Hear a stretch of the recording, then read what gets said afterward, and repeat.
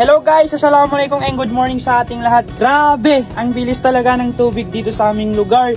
Dahil halos lahat ng saig namin ay naabutan na ng tubig. So para maniwala kayo guys, ipapakita ko sa inyo ang situation namin dito. And then makikita nyo kung saan na po nag-aabot ang tubig. So eto, hindi ko na kailangan ibaba ang aking cellphone dahil naka-backshell lang ako. Joke lang. Dito na yung tubig. Ang tinutulugan ko lang dito guys is yung katri lang namin. Pati sila Inat Ama. Siguro hindi kami abutan ng 3 araw or 2 araw ay baka maabutan na ng tubig itong katri namin. So ang gawin na lang namin guys, ganun sa dating ginawa namin ay nag-tent lang doon sa kalsada dahil halos lahat ng mga tao doon ay nag-tent lang.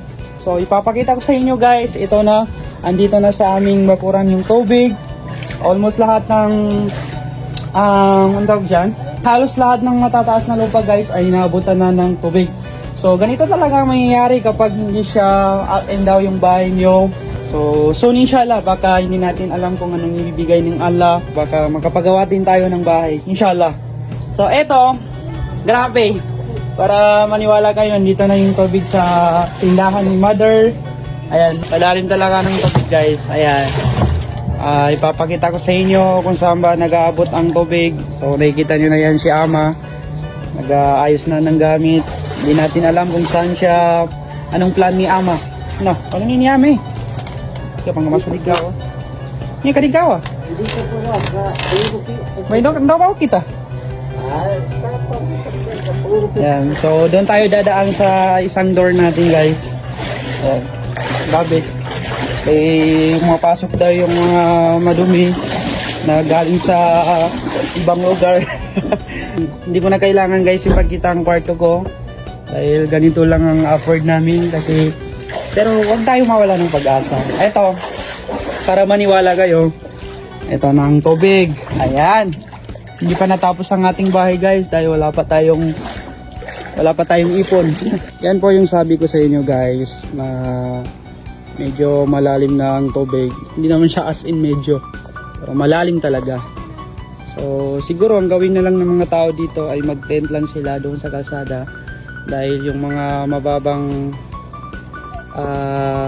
bahay ay nahihirapan din sila. Ayan, nakikita nyo yan yung bahay dyan. Ayan, wala nang tao dyan guys. So ayan, at least na-update ko kayo dito sa aming situation, sa aming lugar. So siguro hindi ko na alam kung saan ako punta. Kasi baka gaya ng sabi ko kanina, hindi natin alam kung saan ba abot ang tubig. Dahil grabe, malalim po talaga. Alhamdulillah, thankful pa rin tayo kay Allah dahil sa amin, hindi na to naninibago sa aming lugar dahil ito yung madalas na nangyayari dito sa amin. Siguro blessing lang ni Allah ito para sa atin. So ayun na nga guys, as long as nakita nyo na ang aming situation, nagsakay lang kami ng bangka, si Bapa Tio. Tio! Ayan. Ayan. Hindi kayo makamola, hindi kami makabasketball guys. Eto. Grabe. Pwede kayong maligo dito kung sino po yung gustong magbisita. Pwede kayong magbisita dito sa aming lugar. Andito lang ako, nag-aantay.